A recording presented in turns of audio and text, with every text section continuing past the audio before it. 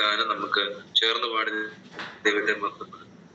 വന്ദനമേ സുരക്ഷകൻ നായകനേ, വന്ദനമേ വന്ദനമേ, വന്ദനത്തിലെന്നും യോഗ്യനേ, വന്ദനത്തിനെന്നും യോഗ്യനേ. നിന്നാനുഗ്രഹങ്ങൾ എന്നിൽ നീ തന്നതാ, നിന്നാനുഗ്രഹങ്ങൾ എന്നിൽ നീ തന്നതാ.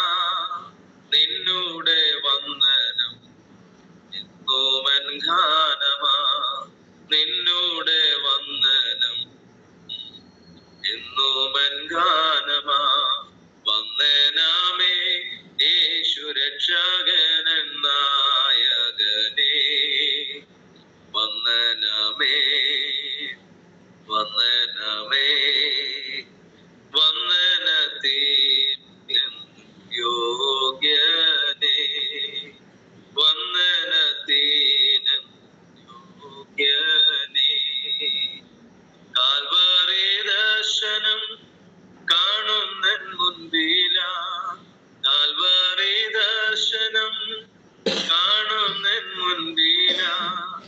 അൻപിനാലുള്ള കണ്ണു നിറയുന്നേ, അൻപിനാലുള്ളവൻ കണ്ണു നിറയുന്നേ. വന്ദനമേ യേശു രക്ഷകൻ നായകനേ, വന്ദനമേ വന്ദനമേ, വന്ദനത്തിൽ എന്നും യോഗ്യനേ, വന്ദനത്തിലെന്നും യോഗ്യനേ. പാപവും ശാപവും രോഗവും നീങ്ങിന, പാപവും ശാപവും രോഗവും നീങ്ങി നീതിമാനാകുവാൻ ശാപമായി തീർന്നോനേ, നീതിമാനാകുവാൻ ശാപമായി തീർന്നോനേ. വന്ദനമേ സുരക്ഷകൻ നായകനേ, വന്ദനമേ വന്ദനമേ, വന്ദനത്തിനും യോഗ്യനേ, വന്ദനത്തിലെന്നും യോഗ്യനേ. ഭാരങ്ങൾ തീർന്നു ഞാൻ ആനന്ദിച്ചിടുവാൻ, ഭാരങ്ങൾ തീർന്നു ഞാൻ ആനന്ദിച്ചിടുവാൻ. ഭാരങ്ങൾ തീർത്തയൻ കാരുണ്യവാരിതേ, ഭാരങ്ങൾ തീർത്തയൻ കാരുണ്യവാരിതേ. വന്ദനമേ യേശു രക്ഷകൻ നായകനേ, വന്ദനമേ വന്ദനമേ, വന്ദനത്തിന് യോഗ്യനേ. ആമേൻ. വന്ദനത്തിൽ എന്നും യോഗ്യനേ, വന്ദനത്തിൽ എന്നും യോഗ്യനേ. ഹല്ലേലൂയ. വീണ്ടും നമുക്ക് നമ്മുടെ കണ്ണുകൾ അടയ്ക്കാൻ ദൈവത്തിനെ പ്രാർത്ഥിക്കാം. കഴിഞ്ഞ ആഴ്ചകളിലൊക്കെയും ദൈവത്തിന്റെ സന്നിധിയിൽ ഇരുന്ന് നമുക്ക് ഒരുമിച്ച് ഈ സന്ധ്യയിൽ പല സന്ധ്യകളിൽ അഭിഷുദ്ധ ദാസനിൽ കൂടെ നമ്മളോട് കർത്താവ് ഇടപെട്ട യാമങ്ങളെ ഓർത്ത് ദൈവത്തിന് മഹത്വം കൊടുക്കണം. ഇന്ന് രാത്രിയിലും അതുപോലെ തന്നെ പരിശുദ്ധനായ ദൈവം നമ്മളോട് ഇടപെടുകയും സംസാരിക്കുകയും ചെയ്യേണ്ടതിന് വചനത്തിന്റെ മർമ്മങ്ങളും ആഴങ്ങളൊക്കെ നമുക്ക് അവിടുന്ന് പരിശുദ്ധാത്മാവിനാൽ ദൈവദാസനിൽ കൂടെ സംസാരിക്കേണ്ടതിന് നമ്മുടെ എല്ലാ ജീവിതത്തിലും അത് അനുഗ്രഹമായി തീരേണ്ടതിന് ഇന്ന് രാത്രിയിലെ ക്ലാസ് നമുക്കെല്ലാവർക്കും ഒരു പ്രചോദനം, അനുഗ്രഹം, ആത്മീയ വർധനവിന്, ആത്മബലത്തിനൊക്കെ കാരണമാക്കി തീർക്കേണ്ടതിന്, വലിയ ആത്മീയ സന്തോഷത്തിന് കാരണമാക്കി തീർക്കേണ്ടതിന് ദൈവകാര്യങ്ങളെ നമ്മളെ തന്നെ ഏൽപ്പിക്കുവാൻ കഴിയേണ്ട കർത്താവ് നമ്മൾ അവനം അനുഗ്രഹിക്കേണ്ടത്. ഇന്ന് രാത്രിയിൽ ക്ലാസ് എടുക്കുന്ന ദൈവദാസൻ പ്രിയ തോമസാന ദൈവകാര്യത്തിൽ ഏൽപ്പിക്കുന്ന നമ്മളെല്ലാവരും ദൈവസന്നിധിയിൽ സ്വാതന്ത്ര്യത്തെ ജാഗരിച്ചുകൊണ്ടിരിക്കുമ്പോൾ പ്രിയ സനോജ് ഭാഷ ചുരുക്കം വായനകളിൽ തുറന്നെടുക്കുന്ന ഈ ശുശ്രൂഷയുടെയും ക്ലാസിന്റെയും അനുഗ്രഹത്തിന് വേണ്ടി പ്രാർത്ഥനയെ നമ്മളെ സഹായിക്കും. സ്വർഗീയ നല്ല പിതാവേ, നല്ല രാത്രി കർത്താവ് ദാനമായി തന്നത് ഓർത്ത് ഞങ്ങൾ ദൈവത്തെ സ്തുതിക്കുന്നു. കർത്താവെ ലീഡ് ചെയ്യുന്ന ബഹുമാന ദേവദാസനായ സ്തോത്രം, ക്ലാസ്സിൽ പഠിപ്പിക്കുന്ന ബിജുസാറിനായ സ്തോത്രം ചെയ്ത് പ്രാർത്ഥിക്കുന്നു. കർത്താവെ ഞങ്ങൾ പഠിക്കുന്ന വിഷയങ്ങളെ കർത്താവിന്റെ കരങ്ങളിലേക്ക് പിന്നെ സമർപ്പിക്കുന്നു. നന്നായി പഠിപ്പിക്കുവാൻ പിന്നെയും സാറിനെ കർത്താവ് ബലപ്പെടുന്ന കൃപകൾക്കായ സ്തോത്രം. കർത്താവെ ഞങ്ങൾ ഇതുവരെ ചിന്തിക്കാത്ത ഒരുപാട് കാര്യങ്ങൾ കർത്താവെ ആ ഉപമകളിലൂടെയുള്ള പഠനത്തിൽ ഞങ്ങൾക്ക് പഠിക്കുവാനായിട്ട് കഴിയുന്നു. കേൾക്കുന്ന വചനങ്ങളൊന്നും വ്രതമായി ഒഴുകി പോകാതെ അധികം ശ്രദ്ധയോടെ കരുതിക്കൊള്ളുവാൻ ദൈവം ഞങ്ങളെ സഹായിക്കണം. ഈ ക്ലാസ്സിൽ സംബന്ധിക്കുന്ന ദേവദാസന്മാർ ദൈവമക്കളെ താല്പര്യത്തോടെ കടന്നു വരുന്ന എല്ലാവരെയും കർത്താവിന്റെ കാര്യങ്ങൾ ഞങ്ങൾ സമർപ്പിക്കുന്നു. പ്രാർത്ഥനയ്ക്കടതിനായ സ്തോത്രം യേശുവിൻ നാമത്തിൽ തന്നെ. ആമേൻ. ആമേൻ. കർത്താവിന്റെ പരിശുദ്ധമുള്ള നാമം ഈ രാത്രിയിൽ വാഴ്ത്തപ്പെടുമാറാകട്ടെ. ഇന്ന് രാത്രിയിൽ പ്ലസ് മീഡിയയുടെ പ്ലാറ്റ്ഫോമിൽ ഈ മീഡിയയിൽ കൂടെ എൻ്റെ ശബ്ദം ശ്രവിക്കുന്ന എല്ലാവർക്കും യേശു ക്രിസ്തുവിന്റെ നിസ്തുല്യമായ നാമത്തിൽ എൻ്റെ സന്ധ്യാവന്ദനത്തെ ഞാൻ അറിയിക്കുന്നു. തുടർന്നുള്ള സമയങ്ങൾ വളരെ പ്രാർത്ഥനയോടെ നമുക്ക് ദിവസത്തിലായിരിക്കാം. പ്രിയ സാറ് നമ്മുടെ നടുവിലുണ്ടല്ലോ. ദൈവദാസന്റെ കൂടെ കഴിഞ്ഞ ആഴ്ചകളിൽ കഴിഞ്ഞ നാളിലൊക്കെ നമ്മളെ ദൈവം പഠിപ്പിച്ച ആത്മീയ പാഠങ്ങൾക്കാണ് നമുക്ക് ദൈവത്തിന് മഹത്വം കൊടുക്കാം. വളരെ ആദരവോടെ വിനയത്തോടെ തുടർന്നുള്ള സമയങ്ങളിൽ ദൈവവചനം പഠിപ്പിക്കേണ്ടതിനായി കർത്താവിന്റെ ദാസൻ പ്രിയ തോമസ് സാറിനെ ദൈവനാമത്തിൽ ഞാൻ ക്ഷണിച്ചു. കർത്താവിന്റെ പരിശുദ്ധമേറിയ നാമം വാഴ്ത്തപ്പെടട്ടെ. ദൈവസന്നിധിയിൽ രാത്രി മീറ്റിംഗിൽ ലീഡ് ചെയ്യുന്ന കർത്തദാസൻ, കടന്നു വന്നിരിക്കുന്ന എല്ലാ കർത്തദാസന്മാർക്കും എൻ്റെ സ്നേഹവന്ദനം അറിയിക്കുന്നു. ഒരു പ്രാവശ്യം കൂടെ നമുക്ക് ഒരുമിച്ച് ഈ പ്ലാറ്റ്ഫോമിലൂടെ ദൈവത്തിന്റെ വചനം ധ്യാനിക്കുവാനും വചനം പഠിക്കാനും ഒക്കെ കർത്താവ് ഒരുക്കിയ നല്ല അവസരത്തിനായിട്ടും ദൈവത്തെ നന്ദിയോടെ സ്തോത്രം ചെയ്യുന്നു. എല്ലാവരെയും കർത്താവിന്റെ രാത്രിയിൽ തന്റെ വചനത്തിലൂടെ അനുഗ്രഹിക്കട്ടെ. വചനത്തിന്റെ സാരാംശങ്ങൾ, വചനത്തിന്റെ ആഴമേറിയ യാഥാർത്ഥ്യങ്ങൾ ഗ്രഹിപ്പാൻ കർത്താവ് നമുക്ക് ഓരോരുത്തർക്കും കൃപ നൽകട്ടെ എന്ന് ഞാൻ വളരെ ദൈവസന്നിധിയിൽ പ്രാർത്ഥിക്കുന്നു. നമുക്ക് നമ്മുടെ ചിന്താധാരയിലേക്ക് കടന്നു പോകാൻ ഞാൻ ആഗ്രഹിക്കുകയാണ്. പിശാച് കള വിതയ്ക്കുന്ന കളങ്ങളെ കുറിച്ചാണ് നമ്മൾ പഠിച്ചു വന്നുകൊണ്ടിരിക്കുന്നത്. അതിൽ ദൈവസഭയുടെ വളർച്ചയ്ക്ക് വേണ്ടിയും സഭയുടെ നിലനിൽപ്പിന് വേണ്ടിയും സഭയുടെ ആത്മീക ഏകീകരണത്തിന് വേണ്ടിയും സഭയുടെ ആത്മീക വർധനവിന് വേണ്ടിയും കർത്താവ് ഏൽപ്പിച്ച അല്ലെങ്കിൽ കർത്താവ് നിയോഗിച്ച ശുശ്രൂഷക വൃന്ദങ്ങളെ തന്നെ സഭയുടെ ദോഷത്തിനും സഭയുടെ നാശത്തിനുമായിട്ട് പിശാച് കള വിതച്ച് അവന്റെ കളങ്ങളായിട്ട് ഉപയോഗിക്കുന്നതിനെ സംബന്ധിച്ചാണ് നമ്മൾ പഠിച്ചുകൊണ്ടിരിക്കുന്നത്. ഇന്ന് രാത്രി നമുക്ക് ഉപദേഷ്ടാക്കന്മാരെ കുറിച്ചും സുവിശേഷകന്മാരെ കുറിച്ചുമാണ് ചിന്തിക്കാനായിട്ട്. അതിനാധാരമായിട്ട് നമുക്ക് വളരെ സുപരിചിതമായ വാക്യമാണ് 2 പത്രോസിന്റെ ലേഖനം 2-ാം അധ്യായത്തിന്റെ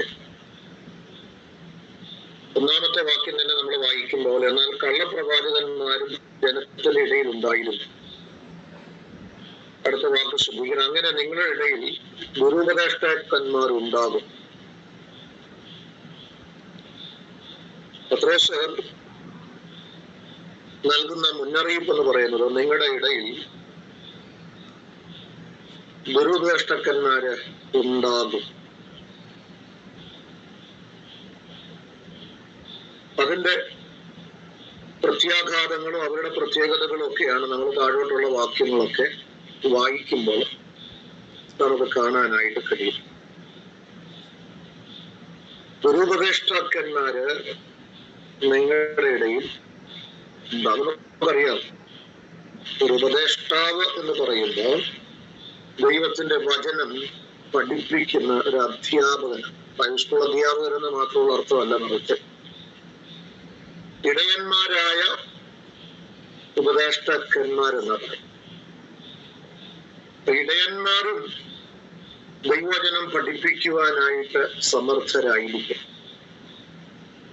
കാരണം നമുക്കറിയാം, ദൈവം നമ്മെ ഒരു സഭയുടെ ദൗത്യം ഏൽപ്പിക്കുമ്പോൾ ഒരുപക്ഷെങ്കിൽ ചെറിയ ഗണം ആളുകളായിരിക്കാം, ഒരുപക്ഷെങ്കിൽ നമ്മുടെ സഭയുടെ മെമ്പർമാര്, അല്ലെങ്കിൽ വലിയൊരു കൂട്ടമായിരിക്കും. അത് ചെറുതായിരുന്നാലും വലുതായിരുന്നാലും അവർക്ക് വേണ്ട ആത്മീയ പോഷണങ്ങൾ നൽകിക്കൊടുക്കും. അവര് വഴി തെറ്റാതെ നേരായ വഴി എന്ന് പറഞ്ഞാൽ, ഒന്നുകൂടെ പറഞ്ഞാൽ, നേരായ മാർഗത്തിലൂടെ അവരെ കൊണ്ടുപോയി നിത്യതയിൽ അവരെ പ്രവേശിപ്പിക്കുക എന്നുള്ളതാണ് ഒരു ഇടയന്റെ അല്ലെങ്കിൽ ഒരു ശുശ്രൂഷകന്റെ അതിപ്രധാനമായ ദൗത്യം എന്ന് പറയുന്നത്. ആ ദൗത്യം വളരെ നന്നായിട്ട് നിർവഹിക്കുക എന്നുള്ളതാണ് ഓരോ ശുശ്രൂഷകന്മാരുടെയും കർത്തവ്യം എന്ന് പറയും. അപ്പൊ ശുശ്രൂഷകന്മാരുടെ ദൗത്യം എന്ന് പറയുന്നത് എന്താണ്? സഭയെ നേരായ ദിശയിൽ എന്ത് ചെയ്യുക? കൊണ്ടുപോകുക.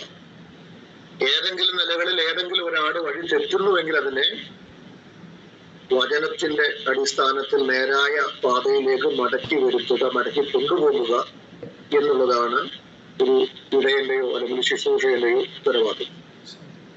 ഈ ശുശ്രൂഷകന്മാരിൽ തന്നെ കള വിതയ്ക്കപ്പെട്ട് അവരുടെ പ്രസംഗവും അവരുടെ പഠിപ്പിക്കലും അവരുടെ ഉപദേശവും ഒക്കെ ഘടാസ്പദമായി മാറിക്കഴിഞ്ഞാൽ നമുക്കറിയാം സഭ വളരെ വേഗതയിൽ പരാജയത്തിലേക്ക് നിബന്ധിക്കുമെന്നുള്ള കാര്യത്തിന് തർക്കം. വിശ്വാസികൾ വേഗത്തിൽ റൂട്ട് മാറി, വഴി മാറി, യഥാർത്ഥ ദിശ തെറ്റി അവര് സഞ്ചരിക്കുന്നവരായിട്ട് മാറുമെന്നുള്ള കാര്യത്തിന് ഒരു സംശയമുള്ള വസ്തുതയാണ്. അപ്പോൾ ദൈവവചനം ശരിയാവണ്ണം നേരാവണ്ണം പഠിപ്പിക്കേണ്ടിയ ഉപദേഷ്ടാക്കന്മാർ ഇന്ന് ദുരുപദേഷ്ടാക്കന്മാരായി മാറിയിരിക്കുന്ന ഒരു ചരിത്രമാണ് നമ്മൾ കണ്ടുകൊണ്ടിരിക്കുന്നത്. അപ്പം യഥാർത്ഥമായ ഉപദേശം പ്രസംഗിക്കേണ്ടവരും പറഞ്ഞു കൊടുക്കേണ്ടവരും പഠിപ്പിക്കേണ്ടവരുമായ ആളുകൾ ദുരുപദേശം പറയുന്നവരായും പഠിപ്പിക്കുന്നവരായും പ്രസംഗിക്കുന്നവരായും മാറിയിരിക്കും. അപ്പോൾ നമുക്ക് സ്വാഭാവികമായിട്ടും ചിന്തിക്കാം, അവരുടെ പഠനങ്ങൾ പഠിപ്പിക്കലുകളിലൂടെയും ഉപദേശങ്ങളിലൂടെയും അവരുടെ പ്രസംഗങ്ങളിലൂടെയും ശരിയായ ദിശയിലേക്ക് ആളുകൾക്ക് യാത്ര ചെയ്യാനായിട്ട് എന്ത് ചെയ്യത്തില്ല, മുന്നോട്ട് പോകാനായിട്ട് സാധ്യമാകാതെ. അപ്പോൾ ഇത് പത്രോസ് മുന്നറിയിപ്പ് എന്ന വണ്ണം പറഞ്ഞ കാര്യം. പൗലോസ് പറഞ്ഞിട്ടുണ്ട്, യൂദയുടെ ലേഖനം വായിക്കുമ്പോൾ ഇവരെ കുറിച്ചൊക്കെ നമുക്ക് വായിക്കാനായിട്ട് കഴിയുന്നുണ്ട്. കാരണം 1-ാം നൂറ്റാണ്ട് മുതൽ തന്നെ എന്ന് പറഞ്ഞാൽ ദൈവസഭ രൂപീകൃതമായപ്പോൾ മുതൽ തന്നെ ദൈവസഭയുടെ ശുശ്രൂഷക വൃന്ദങ്ങൾക്കകത്തും വിശ്വാസികൾക്കകത്തും കള പിശാച് വിതച്ചു തുടങ്ങിയിരുന്നു. അത് കർത്താവ് സഭ ആരംഭിക്കുന്നതിന് മുൻപ് തന്നെ മുന്നറിയിപ്പ് നൽകിയ വസ്തുതയാണ് ഈ കളകളെ കുറിച്ചുള്ള കർത്താവിന്റെ പ്രസംഗം എന്ന് പറയും. അത് ശ്രോതാക്കളായ കേൾവിക്കാരായ ആളുകൾക്ക് മുന്നറിയിപ്പായിട്ട് കർത്താവ് പറഞ്ഞ കാര്യങ്ങളാണ്. അത് അക്ഷരാർത്ഥത്തില് സഭയുടെ ആരംഭങ്ങൾക്ക് ശേഷം സഭയുടെ വളർച്ച നടന്നുകൊണ്ടിരിക്കുമ്പോൾ തന്നെ സഭയുടെ പതനവും പരാജയവും നമുക്ക് കാണാനായിട്ട് കഴിയുന്ന വസ്തുതയാണ്. നമുക്കറിയാമല്ലോ, ചില നൂറ്റാണ്ടുകൾ മുൻപോട്ട് കടന്നുപോയി കഴിഞ്ഞപ്പോൾ സഭ മൊത്തത്തിലെ ദുരുപദേശത്തിന് അധീനമായി പോയി. അപ്പോസ്തലിക സഭ എന്ന് പറയാനായിട്ട് പിന്നെ സഭ ഇല്ലാതായി. പിന്നെ ദുരുപദേശങ്ങളിൽ ആശ്രയിച്ചും ദുരുപദേശങ്ങളിൽ വിശ്വസിച്ചും ദുരുപദേശങ്ങൾ പ്രചരിപ്പിക്കുന്ന സഭയായിട്ട് മാറി. പിന്നെ അതിനൊക്കെ ശേഷം എത്രയോ എത്രയോ എത്രയോ നൂറ്റാണ്ടുകൾക്ക് ശേഷമാണ് സഭയ്ക്കകത്തൊരു ചെറിയ പ്രകാശം ഉദിച്ചത്, നവീകരണം ഉണ്ടായത്. ആ നവീകരണം ഉണ്ടായ സഭകൾക്കകത്താണ് ഇന്ന് ഏറ്റവും കൂടുതൽ ദുരുപദേശം. അതാണ് ഏറ്റവും ദുഃഖകരവും സങ്കടകരവുമായ.